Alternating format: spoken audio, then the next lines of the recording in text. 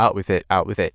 Honestly, if you love too deep, divorce is like sending your marriage back in a package. Every day she replays her wedding video, reminiscing over those sweet moments, her emotions a jumbled mess like a Christmas tree that got tackled. She flipped her homemade dishes, tossed the losers' clothes into a barrel for a backup bonfire, and that was the only way to ease her mood a little. But a few days later, her husband, he wanted to make amends and proposed a vacation together. Looking at those tickets, Liv's brain flashed a revenge light bulb, and she pretended to agree. They arrived at the attractions together. Liv, who never showed off their love online, suddenly became a selfie queen asking for pics. What the heck? No way, I've seen your old pictures. You're more scared than me. This was the peak with the best views, and after a deep thought at the cliff's edge, Liv turned and invited her husband to take a photo. You can't back out just because you're scared. Hearing Liv's encouragement, her husband with acrophobia reluctantly trotted up like a little lamb. I know, I'm really clear about this. We do trust each other, right? Yeah, totally. They nervously posed at the cliff's edge, and after snapping the pic, Liv pretended to step back. She considered Will her Prince Charming, and she couldn't forgive his infidelity. This was all about survival, after all. Before I get dumped, I must strike first. Love deeply, hate deeply. Can you help me out, maybe? An old lady showed up and slammed the brakes on Liv's plans, so she began brainstorming accidents. Blowing her brains out with a rock was way too obvious, and trying to attract wild animals during the trip wasn't a viable option either. Too complicated. Or she could just stage a traffic accident, but then she might also end up donuts.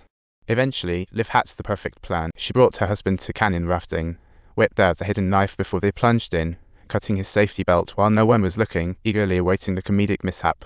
A sly smile crept across her face as she excitedly anticipated the tragedy that was about to unfold. After a few wild flips, her husband's safety belt actually snapped, and then she tumbled into the water herself.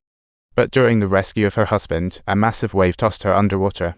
She couldn't swim, and just when darkness closed in, her husband swooped in like a hero. Post-rafting, Liv seemed to forgive her husband. That evening, as they prepped for some gardening, the phone rang out of nowhere. Hubby mentioned needing to take care of work, but Liv's trust was already on a slippery slope, so she quietly followed him. Now, I have to follow along to discover the truth. This doesn't mean I'm not on his trail, and then I caught him comforting the other woman. At that moment, Liv decided to up her revenge game. The main wife and the side chick battling it out left her husband feeling mighty awkward. Since Liv discovered her husband's cheating, they tried to save their failing marriage. They went to the woods to chill, and voila, the surprise guest, the third wheel, Cara, who had no clue what was cooking. Cara acted friendly and even proposed a hug with Liv, acting just like a harmless little angel. To save face, Liv tried to act unbothered, but competition simmered as they headed to the campsite. A few weeks back, Liv unearthed evidence via social media, discovering Cara was a sizzling hot number. She tagged along with Cara to mimic her style. Whatever Cara did, she did too. You'll learn everything you do. Whatever you do is fair game. Everything you do. I wanna learn whatever you do is game.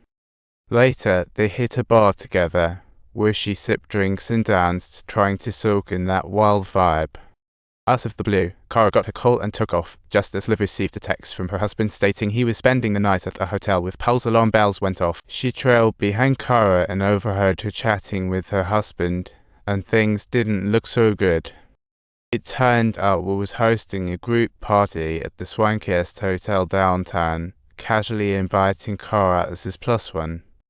Subtitle: Liv had to remain calm and come up with a plan to win her husband back, but ended up arriving at the hotel early and witnessing Will and Cara stealing a kiss. She had no choice but to turn and leave, marking Liv's moment of declaring herself queen. Time flew by, and the couple soon reached the camping lakeside. The thrill here was intoxicating. Then Cara suddenly suggested heading for a swim, inviting Will along, and he quickly blurted, "I think I need to pee." Off he went into the woods, peeking back at Cara every now and then. What a chaos. I'm fine. I'm truly fine.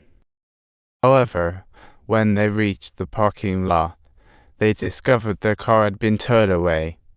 Reflecting on all of this, they had no choice but to reluctantly hop into Kara's car and leave. Gus offered Liv some clothes, saying, "I've got loads of stuff in my car." Sure she'll be thrilled. This made Liv a bit teary. She saw an opportunity to get close to the opponent.